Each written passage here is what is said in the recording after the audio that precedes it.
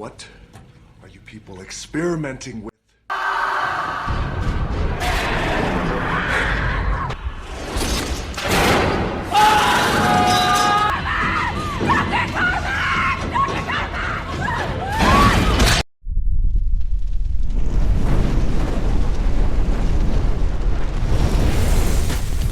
Halo, apa kabar semuanya? Semoga kalian selalu sehat dan diberikan rezeki yang berkah.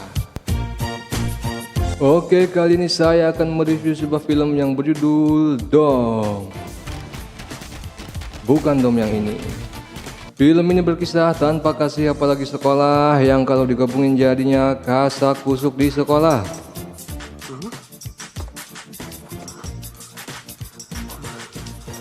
Film ini berkisah tentang sekelompok ilmuwan yang melakukan uji coba rekayasa genetik di sebuah laboratorium milik perusahaan yang bergerak di bidang sains yang bernama USC yang berada di planet Mars dan tepatnya di sebuah kota kuno yang bernama Olduvai, di mana di daerah tersebut mereka mendapati beberapa spesies manusia yang memiliki kromosom sebanyak 24 butir. Udah kayak telur. Normalnya setiap manusia hanya memiliki 23 pasang kromosom. Mereka melakukan uji coba dengan menyuntikkan kromosom 24 tersebut pada manusia biasa dengan tujuan untuk menciptakan manusia yang super cerdas, super kuat, super cepat, dan super lainnya. Ya, pokoknya Superman lah. Akan tetapi setelah diujikan pada manusia, ternyata bukan Superman yang dihasilkan, malah yang dihasilkan adalah monster. Monster ini kemudian menyerang dan membunuh semua ilmuwan dan staf yang berada di sana. Kemudian salah seorang ilmuwan yang masih hidup bergegas melaporkan kejadian tersebut dan meminta agar lokasi penelitian itu dikarantini alias dikarantina. Nah, setelah menerima laporan itu, salah seorang jenderal menghubungi markas salah satu pasukan khusus dan menugaskan mereka untuk mengatasi masalah tersebut. Berhasilkah mereka menjalankan misi tersebut? Ya, seperti biasalah. Silahkan disiram. Tapi sebelum itu kita akan kenalan dulu dengan tokoh-tokoh yang ada di film ini. Tokoh yang pertama adalah Kapten Samsuri. Ia adalah komandan dari pasukan Cak-Cak. Selanjutnya, ini adalah Jupri. Ini Samsul dan ini Katab. Ini Mbah Jamrong dan ini Samdeleg. Ini Katib dan ini Dokter Jubeda. Ini Dokter Celemek dan ini si Pinky. Ya, ini saya sendiri, John. Wae. Oke, itulah tokoh-tokoh utama dalam film ini. Dan sebelum lanjut, saya akan menjelaskan latar dalam film ini terlebih dahulu. Oke, film ini berlatar di Olduvai. Olduvai adalah kota kuno yang berada di planet Mars, di mana di kota ini gedung dari perusahaan USC dibangun. USC sendiri adalah perusahaan serikat luar angkasa yang bergerak di bidang sains yang tengah meneliti peradaban kuno di Olduvai yang penghuninya sendiri telah punah. Gedung USC sendiri terdiri dari beberapa lokasi dan salah satu lokasinya merupakan laboratorium tempat para ilmuwan melakukan riset yang nantinya akan menjadi sumber malapetaka dalam film ini. Riset dalam laboratorium ini dipimpin oleh seorang ilmuwan yang bernama Dr. Celemek dan risetnya sendiri meliputi bidang antropologi, arkeologi forensik, senjata, dan genetik. Kita sebut aja lokasi ini area berbahaya. Untuk dapat pergi ke Olduvai, mereka harus melewati Ark. Ark ini merupakan portal, mungkin ya semacam pintu dimensi yang menghubungkan bumi dengan planet Mars. Lokasi Ark sendiri ada dua, yang satu di Mars dan yang satu lagi di bumi. Di Mars, Ark berada di gedung USC di Olduvai, dan yang di bumi lokasinya sendiri berada di daerah Nevada dan tepatnya berada di gedung bawah tanah USC. Oke, kira-kira itulah latar dalam film ini dan kita lanjut ke cerita. Diawali dengan adegan kejar-kejaran. Kayak, bukan yang ini adegannya. Oke, diawali dengan adegan sekelompok ilmuwan dan staf-stafnya yang tengah dikejar makhluk aneh yang belum diketahui jenisnya apa, apalagi jenis kelaminnya. Di sini mereka terlihat sangat ketakutan dan salah seorang dari ilmuwan tersebut yang bernama Dr. Celemek melaporkan situasi yang tengah terjadi di tempat tersebut. Kemudian ia meminta agar lokasi itu dikarantina.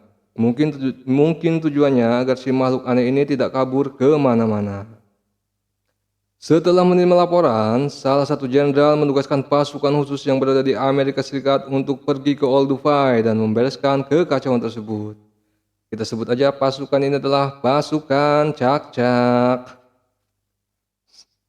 Setelah menerima perintah, komandan pasukan tersebut yang bernama Kapten Samsuri memerintahkan semua anggotanya kecuali John untuk bersiap pergi ke Olduvai.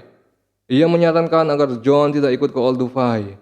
Sepertinya ada sejarah tersendiri antara John dan kota kuno tersebut. Dan apa itu sejarahnya? Yang pasti bukan sejarah Ken Arok. Oke, lanjut. Dengan menggunakan helikopter, mereka menuju gedung bawah tanah USC di daerah Nevada. Namun saat hendak berangkat, John yang tadi disarankan untuk tidak ikut ternyata memutuskan untuk ikut dalam misi tersebut. Dan setelah persiapan semua anggota tim selesai, mereka pun berangkat menuju Nevada. Dalam perjalanan, Kapten Samsuri menunjukkan video rekaman dari lab Dr. Celemek saat kekacauan terjadi. Dan setelah sampai di lokasi, mereka turun menggunakan lift rahasia untuk masuk ke gedung USC. Setelah sampai lokasi, mereka disambut salah seorang petugas ronda yang kemudian menjelaskan situasi di Olduvai. Dan setelah tiba di Ark, mereka bersiap untuk dikirim ke Mars menggunakan perjalanan dimensi antar RW alias planet. Setelah semua persiapan selesai, mereka satu persatu dikirim ke Mars menggunakan Ark. Setibanya di Mars, atau lebih tepatnya di gedung USC, mereka disambut salah seorang petugas yang bernama Pinky. Si Pinky ini setengah dari badannya telah diganti dengan kursi roda. Dan ternyata si Pinky ini adalah korban dari perhitungan koordinat yang salah saat melakukan perjalanan dimensi, di mana setelah penguraian molekul, badan dan kakinya dikirim ke galaksi yang berbeda. Pinky adalah orang yang akan memandu mereka selama menjalankan misi. Setelah Pinky menyiapkan segala keperluan mereka, pasukan Cak-Cak ini langsung bergerak menuju area berbahaya. Lalu Kapten Samsuri memerintahkan agar tidak ada yang boleh masuk ruangan Ark tanpa izin dari mereka karena ruangan itu berstatus kode buntut alias kode merah. Kemudian Kapten Samsuri menugaskan Katab untuk menjaga ruangan tersebut. Setelah mereka masuk melewati sebuah ruangan yang disebut atrium. Di ruangan ini semua staf yang tidak terisolasi dikumpulkan dan akan dievakuasi ke bumi menggunakan Ark oleh petugas USC. Namun Kapten Samsuri melarang hal tersebut sampai keadaan bisa dinetralisir. Kemudian salah seorang dokter menghampiri mereka. Ya, ia adalah Dr. Jubeda. Dr. Jubeda ini adalah dokter arkeolog forensik yang ditugaskan USC untuk mengambil data riset dari laboratorium Dr. Celemek. Ternyata Dr. Jubeda ini adalah saudara kembarnya si John. Dan ternyata lagi, si John dan Dr. Jubeda ini pernah menghabiskan masa kecilnya di Olduvai bersama orang tua mereka yang merupakan arkeolog pertama yang memimpin penelitian di Olduvai yang kemudian meninggal karena insiden kecelakaan ketika mereka kecil. Sementara Dr. Jubeda mengikuti jejak orang tuanya menjadi ilmuwan, John lebih memilih menjadi marimar alias marinir. Dan mungkin karena pertimbangan memori inilah Kapten Samsuri di awal-awal menyarankan agar John tidak ikut dalam misi ini. Oke, lanjut kisah anak. Setelah itu mereka menuju lab Dr. Celemek bersama dengan Dr. Jubeda. Dalam perjalanan, Dr. Jubeda menjelaskan bagian-bagian dari lab Dr. Celemek, termasuk 6 orang tim Dr. Celemek yang terkunci dalam lab tersebut. Setelah sampai di pintu masuk area berbahaya, seorang petugas USC yang ikut mengantar menunjukkan rekaman kondisi terakhir dari tempat tersebut yang membuat Dr. Jubeda sedikit kaget. Kemudian Kapten Samsuri menyuruh Dr. Jubeda membuka pintu lokasi area berbahaya. Dan perjalanan menegangkan pun dimulai.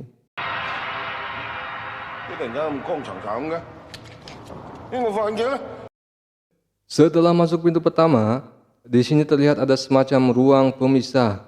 Jadi sebelum masuk area berbahaya harus melewati pintu ini dulu, mungkin untuk tujuan keamanan maksudnya. Oke, setelah masuk pintu pertama, Kapten Samsuri meminta Pinky mengirim skema lokasi area tersebut. Di sini si Pinky petugas mengawasi dan memberitahu keadaan sekitar melalui kamera dari masing-masing anggota tim yang telah terhubung dengan perangkat komputer yang ia gunakan. Dan setelah itu, Kapten Samsuri membagi tim tersebut menjadi beberapa kelompok dengan tugas masing-masing. Dan selama berpencar, mereka akan berkomunikasi untuk melaporkan keadaan sekitar melalui alat transmisi yang mereka bawa. Jupri dan Katib ditugaskan memeriksa lab genetik. Samsul dan Mbah Jamrong ditugaskan memeriksa kantor Dr. Celemek tempat ia meminta pertolongan. John ditugaskan melindungi Dr. Jubedah dalam menjalankan tugasnya. Sementara ia dan Samdeleg akan pergi ke lab senjata untuk memastikan semua peralatan terkunci, dan setelah itu mereka pun masuk ke area berbahaya dan langsung berpencar sesuai tugas masing-masing. Jupri dan Katib langsung menuju lab genetik sesuai perintah Kapten Samsuri. Di dalam lab genetik mereka melihat eksperimen-eksperimen yang dilakukan Dr. Celemek. Di sini terdapat berbagai macam hewan yang mungkin akan dijadikan bahan percobaan oleh Dr. Celemek. Selanjutnya Pinky memberitahu kalau ada ruangan lain di dalam lab genetik.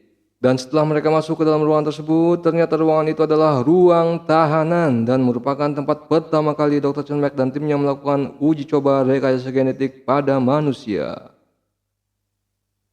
Sementara itu John yang telah sampai di lab arkeolog melihat ada kerangka manusia di sana yang dinamai Lucy oleh Dr. Jubedah. Dr. Jubedah menjelaskan kalau kerangka Lucy adalah hasil temuan dari lokasi penggalian arkeolog dan ia memiliki 24 pasang kromosom, di mana umumnya manusia hanya memiliki 23 pasang kromosom. Ternyata pasangan kromosom terakhir inilah yang membuat Lucy menjadi manusia super tanpa Mi. Tapi masalahnya, kenapa uji coba yang dilakukan oleh Dr. Celemek justru menghasilkan monster? Ya, sepertinya ada faktor X yang menentukan kromosom 24 ini akan mengubah seorang menjadi manusia super atau menjadi monster. Apa itu faktor X-nya? Entahlah. Oke, lanjut. Sementara John menemani Dr. Jubedah menjalankan tugasnya, Kapten Samsuri dan Samdeleg telah sampai di lab senjata. Di sini Kapten Samsuri melihat data sebuah senjata biologi berupa senapan besar yang tersimpan dalam ruangan khusus, dan untuk membuka ruangan tersebut dibutuhkan verifikasi DNA yang tentu saja akses Kapten Samsuri untuk membuka ruangan tersebut ditolak. Di tempat lain, Jupri dan Katib yang telah memastikan lokasi lab genetik aman, tiba-tiba melihat pergerakan di area kantor Dr. Celemek yang sebelumnya sudah diperiksa dan dikonfirmasi aman oleh Mbah Jamrong dan Samsul. Setelah mendengar laporan tersebut, semua anggota tim bergerak menuju lokasi.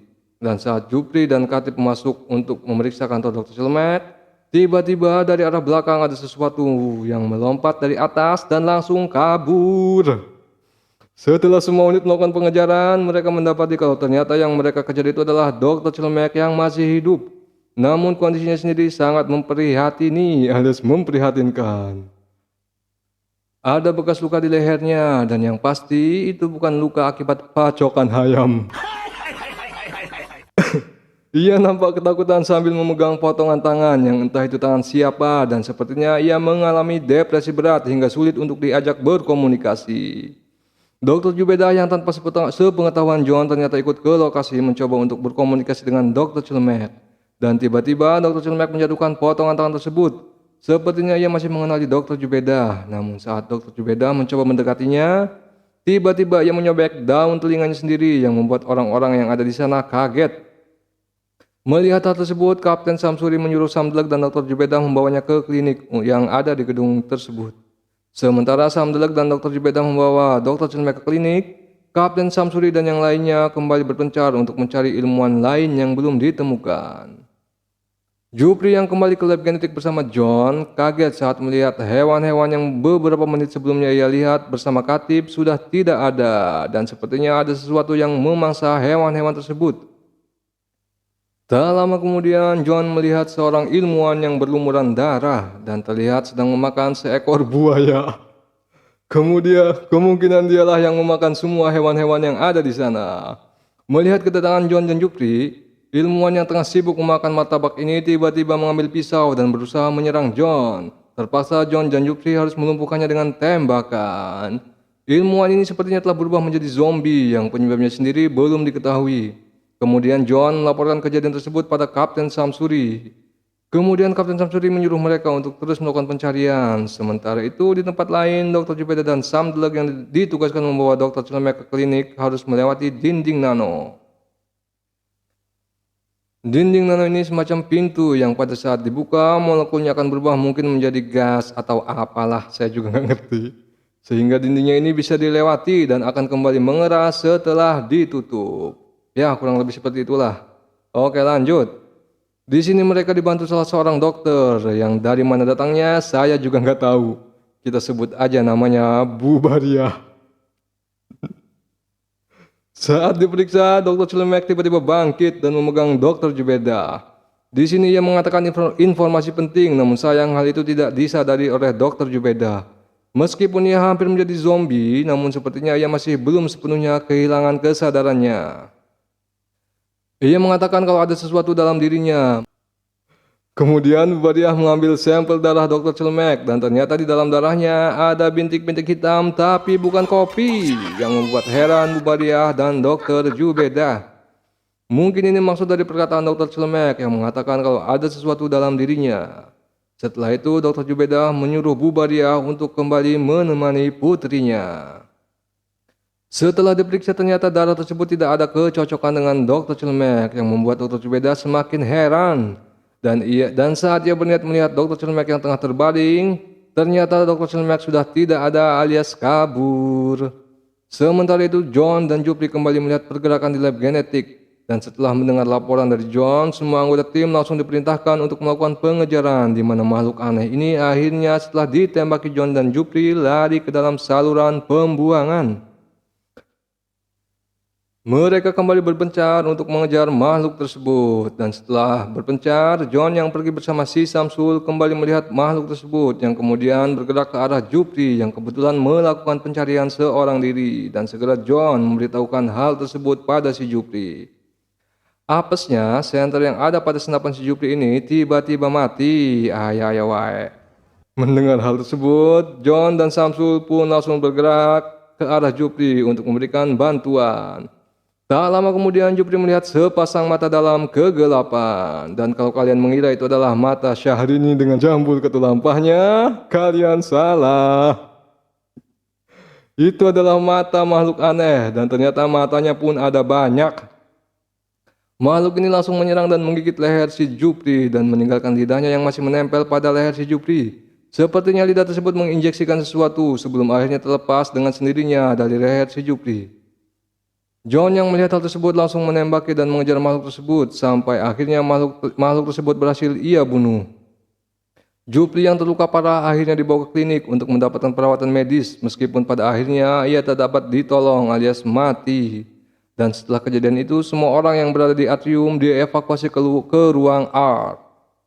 Kemudian Kapten Samsuri menanyakan keberadaan Dr. Celemek yang tidak ada di ruang klinik dan Dr. Jubeda mengatakan kalau Dr. Celemek telah kabur.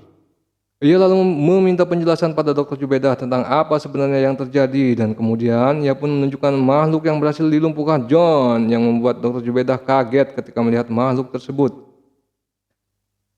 Namun tanpa diduga John mengatakan bukan ini makhluk yang ia dan Jupri lihat di lab genetik. Jadi ada makhluk lain yang sejenis dengan makhluk tersebut yang masih hidup. Mendengar hal tersebut, Kapten Samsuri langsung memerintahkan timnya untuk memburu makhluk tersebut dan memerintahkan Katab mempersenjatai Pinky dan menutup pintu masuk menuju Ark. Setelah memberikan beberapa senjata pada Pinky, Katab pun menutup pintu Ark sesuai perintah Kapten Samsuri dan ia pun langsung bergegas bergabung dengan tim untuk mencari makhluk tersebut. Sementara itu di tempat lain, Dr. Jubeda yang sedang mengautopsi makhluk yang tadi dilumpuhkan John meminta Samdelag mengambil gergaji tulang karena pisau yang ia gunakan patah. Dan Samdelag pun harus kembali melewati dinding nano untuk mengambil gergaji tersebut. Tak berselang lama setelah Samdelag pergi, terjadi gangguan listrik yang membuat Dr. Jubeda ketakutan dan akhirnya pergi menyusul Samdelag. Namun setelah mengambil gergaji dan akan kembali ke klinik, tiba-tiba mereka diserang oleh makhluk aneh yang untungnya mereka berhasil melewati dinding nano dan menutup dinding tersebut saat makhluk aneh ini berusaha mengejar. Dan alhasil makhluk ini pun terjebak di dinding nano yang kembali mengeras setelah ditutup. Makhluk ini sempat menembakkan lidahnya yang untungnya tidak mengenai mereka. Dr. Jubedah pun kembali melanjutkan otopsi pada makhluk aneh yang dibunuh John. Namun tanpa diduga, Jupri yang tadi sudah dipastikan mati tiba-tiba bangkit dan mencoba menyerang Dr. Jubedah dan Samdeleg. Beruntung mayat si Jupri ini berada di ruangan terpisah yang disekat oleh dinding kaca.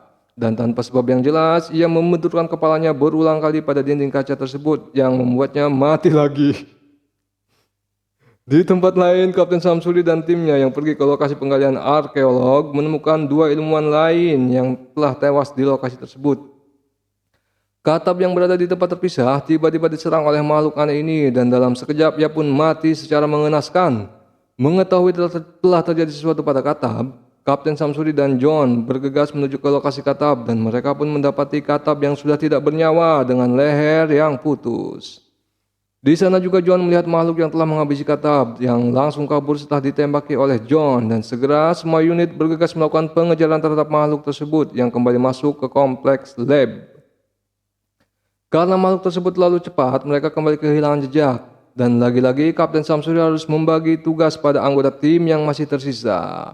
John dan Samsul ditugaskan untuk mengamankan seluruh koridor, Katib dan Mbah Jamrong ditugaskan menjaga dan menutup pintu masuk. Sementara Kapten Samsuri sendiri pergi ke lab senjata untuk mengambil senjata biologis yang masih terkunci di ruangan khusus dengan membawa potongan tangan yang sebelumnya dipegang oleh Dr. Celemek. Setelah sampai di lab senjata, ia menggunakan potongan tangan tersebut untuk melakukan verifikasi DNA dan alhasil ruangan itu pun berhasil dibuka dan ia pun langsung mengambil senjata tersebut. Di tempat lain, Katib yang ditugaskan menjaga pintu masuk meminta izin pada Mbah Jamrong dengan alasan ingin pergi ke toilet untuk memenuhi panggilan alam. Kemudian Mbah Jamrong yang tengah sendiri kembali diserang oleh makhluk jadi-jadian hingga ia pun terjatuh ke dalam sel tahanan. Di sini Mbah Jamrong sempat memberikan perlawanan sengit yang membuat makhluk aneh ini sedikit kewalahan meskipun pada akhirnya ia juga harus mati di tangan makhluk brengsek ini. Tak berselang lama setelah menghabisi Mbah Jamrong, makhluk ganteng ini kembali menghabisi Katib yang tengah berada di dalam toilet. Karena komunikasi dengan Mbah Jamrong dan Katib terputus, akhirnya semua tim bergegas menuju ke lokasi mereka. Dan di lokasi Kapten Samsuri hanya melihat senjata Mbah Jamrong yang tergeletak di lantai. Dan tak lama kemudian, ia pun melihat Mbah Jamrong yang sudah tidak berdaya di dalam sel tahanan. Lalu mereka pun bergegas mencari keberadaan Katib yang tidak ada di lokasi. Dan setelah ditemukan, mereka mendapati Katib yang tengah curhat dengan makhluk aneh tersebut.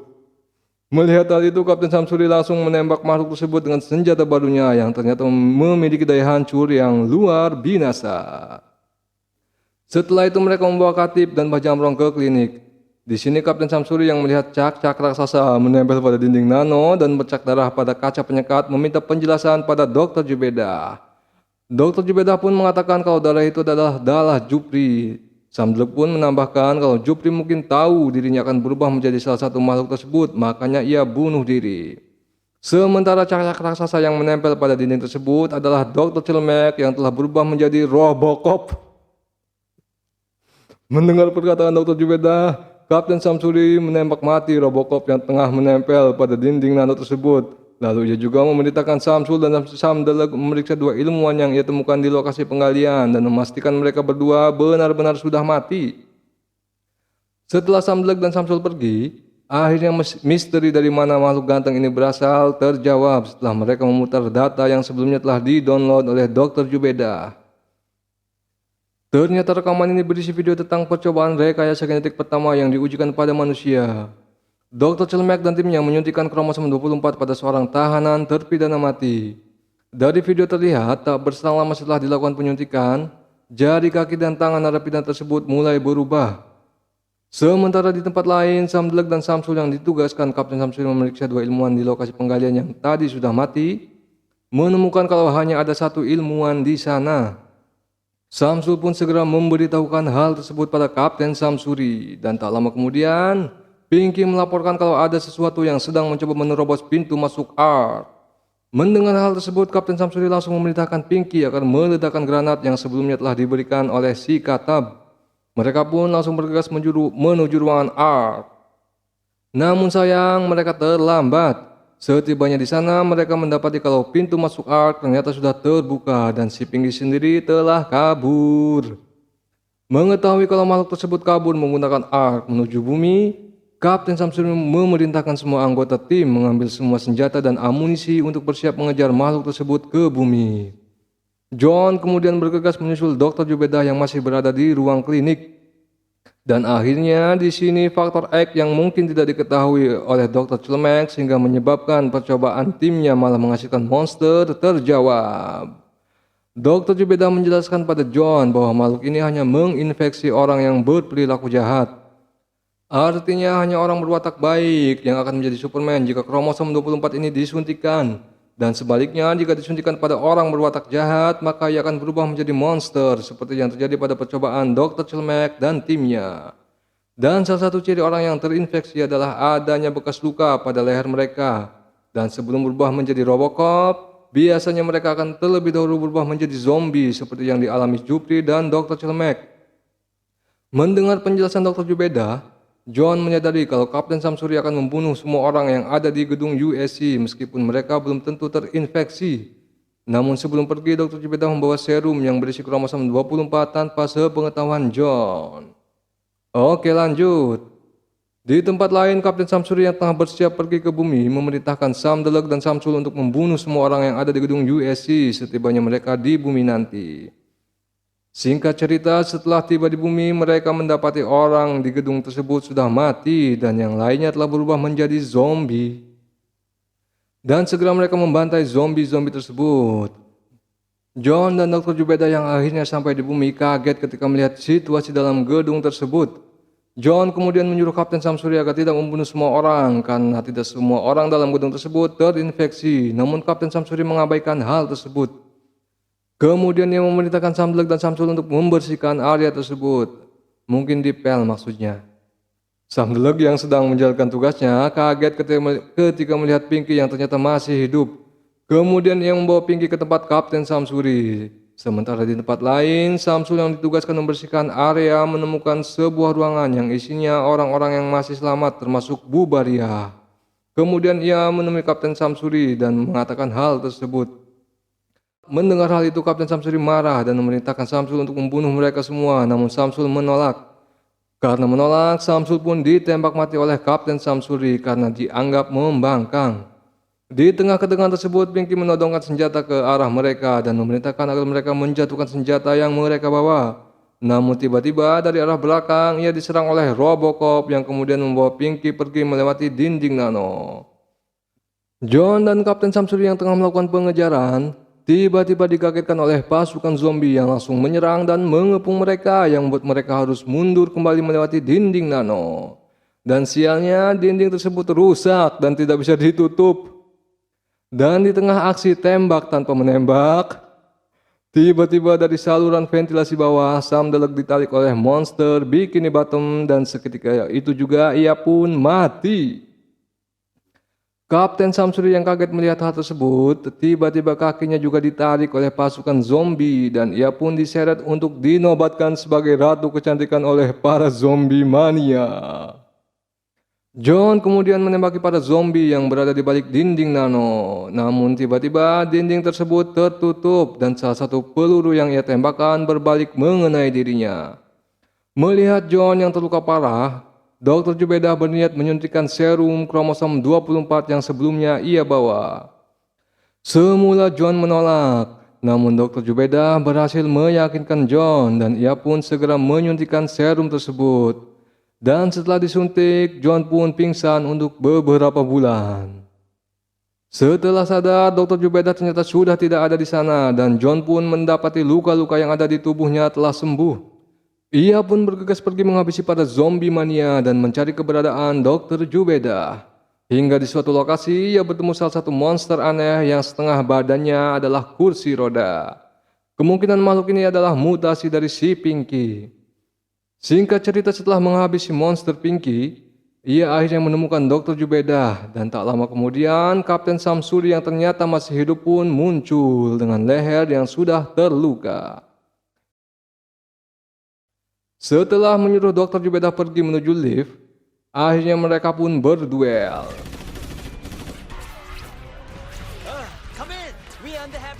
Setelah bosan tembak-tembakan, akhirnya mereka pun berduel dengan tangannya masing-masing. Dan di tengah perkelahian, Kapten Samsuri mulai menunjukkan perubahan fisik dan mulai bertambah kuat. Kuat makan. John yang mulai kewalahan menghadapi Kapten Samsuri yang sedikit demi sedikit mulai berubah, diuntungkan dengan sistem yang kembali berfungsi. Ia pun segera mengaktifkan ARK untuk mengirim Kapten Samsuri kembali ke Mars.